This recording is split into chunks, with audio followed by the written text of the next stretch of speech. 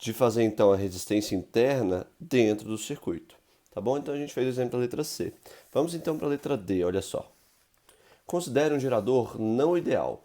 Então, se não é ideal, ele tem uma resistência interna, certo? 6 volts, resistência interna, supõe aqui 2 ohms. É a mesma coisa de eu fingir que essa resistência ela não existe.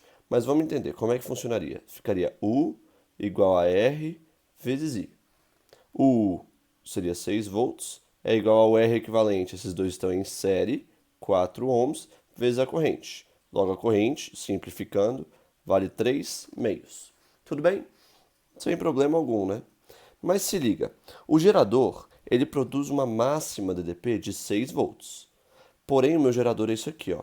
Esse é meu gerador. Tá aqui ele, gerador. Então aqui é o positivo, porque aqui é o polo positivo, e aqui é o negativo, porque aqui é o polo negativo. Se ele produz 6 volts daqui para cá, né? Aqui seria zero se somente se aqui for 6. Lembra que eu falei isso? Bom, legal. Porém, não sei se eu falei para vocês, mas existe uma regrinha que resistor ele come potencial. A corrente que entra aqui é a mesma que sai, então ele não come corrente, ele come potencial. E qual é o potencial que esse cara come? Ele come U é igual a 2R2 vezes I. 3 meios que a corrente passa nele. Ou seja, ele come 3 volts. Concorda? Se ele come 3 volts, aqui é 6, quanto é que tem que ser aqui? 6 menos esses 3 volts dão 3 volts. Ah, legal. Então quer dizer que a DDP de saída do meu gerador, na verdade, está sendo de 3 volts e não dos 6 produzidos. Deu para entender? Então vamos lá, de novo. Eu produzo 6, mas o meu resistor ele perde R vezes I. R vezes I dá 3. Então ele perdeu 3. Do 6 perdeu 3, então ele produz 3 volts. Deu para entender? Vamos fazer então o último exemplo aqui, ó. Um não ideal com uma resistência interna, mas esses dois em paralelo. Vamos achar a primeira resistência equivalente desses dois. Vai ficar 6 vezes 18 sobre 6 mais 18. Isso vai dar o produto.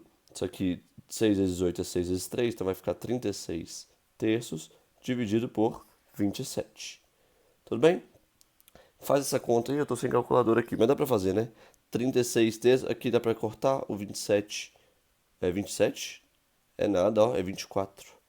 É 24. Corta esse cara com esse, vai dar 36 por 2 dá 18, vezes 3, 24 por 2 dá 12. Dá pra cortar de novo, 18 por 2 dá 9, e embaixo dá 6. O 3 corta com esse 3, sobra 2, 9 nonos, ou 9 meios, isso dá 3 ponto... Opa, isso dá... 3,5, não, tô ruim na matemática. 9, 4,5, gente. 4,5 ohms. Fiquei nervoso aqui.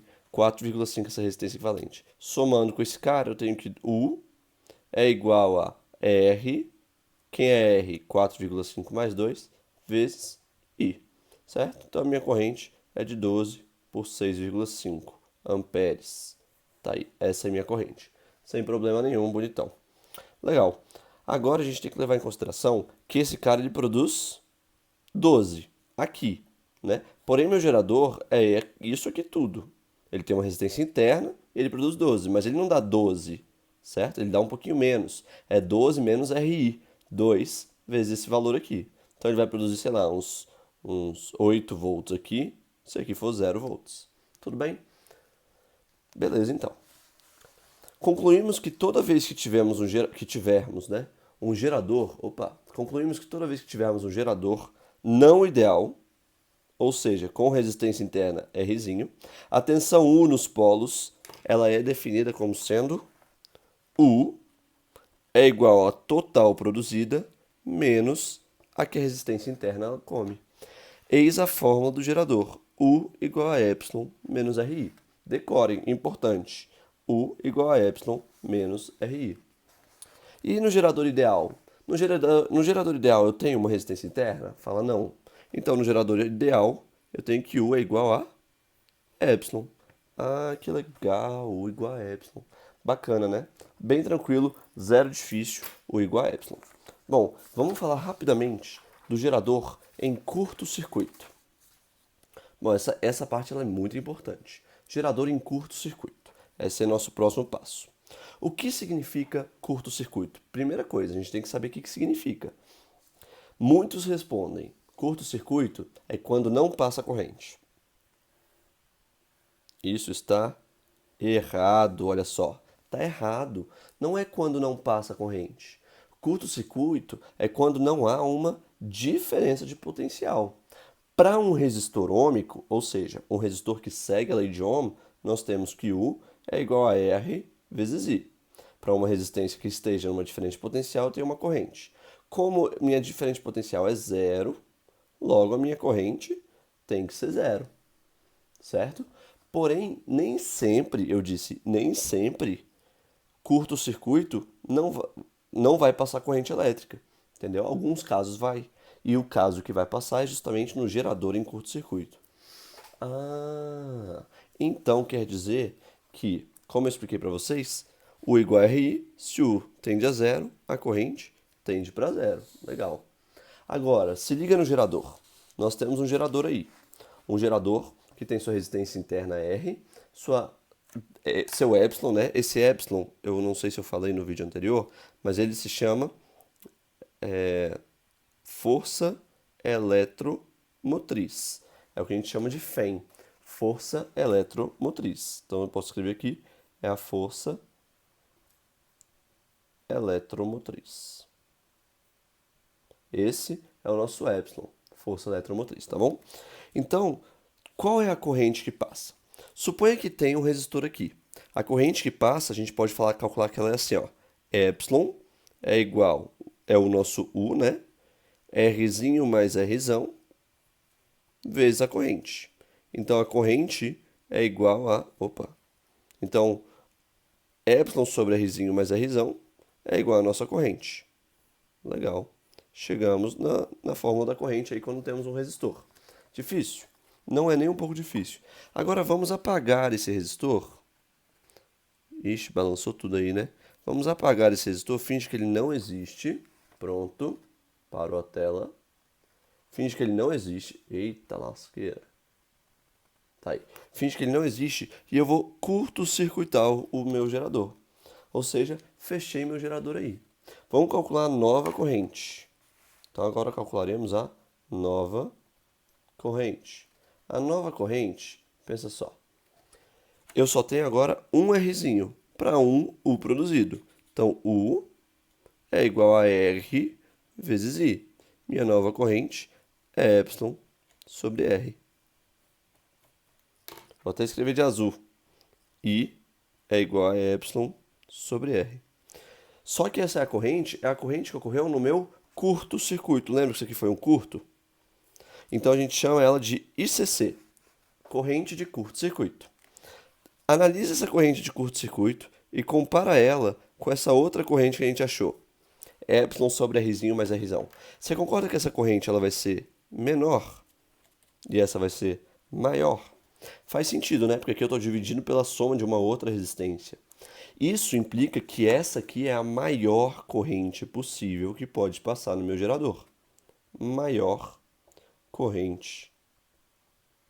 Maior corrente.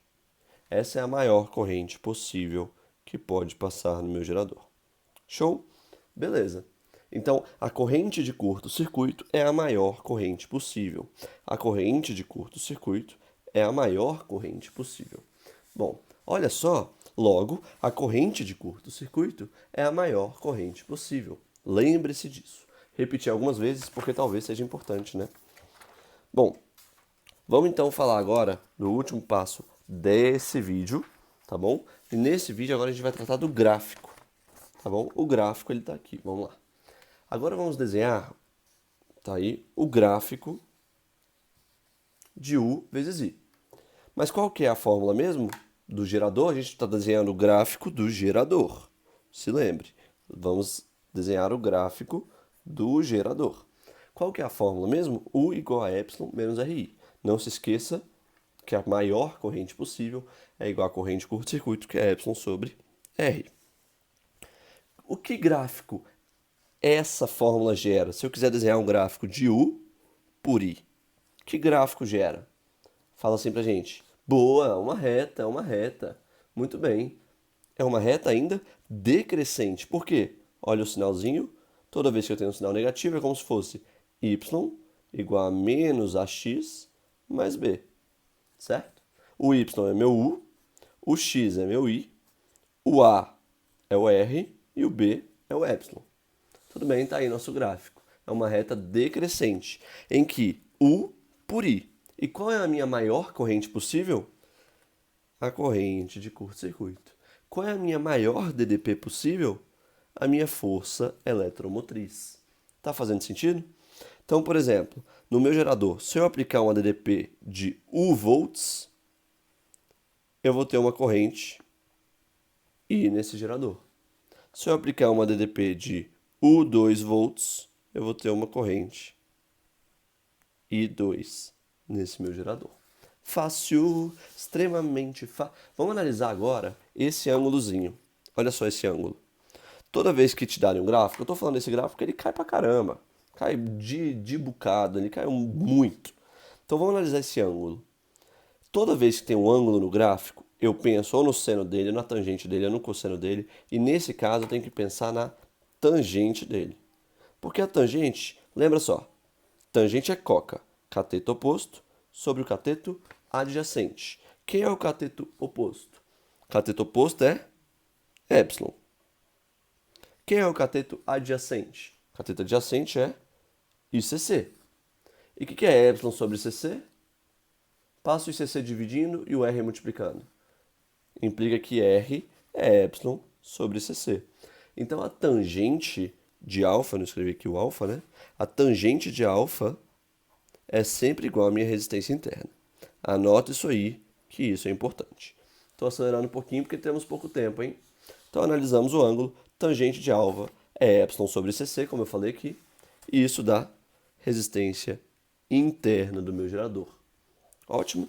Bom, e o gráfico no gerador ideal? Como é que seria o gráfico do gerador ideal? Em que U é igual a epsilon para qualquer corrente?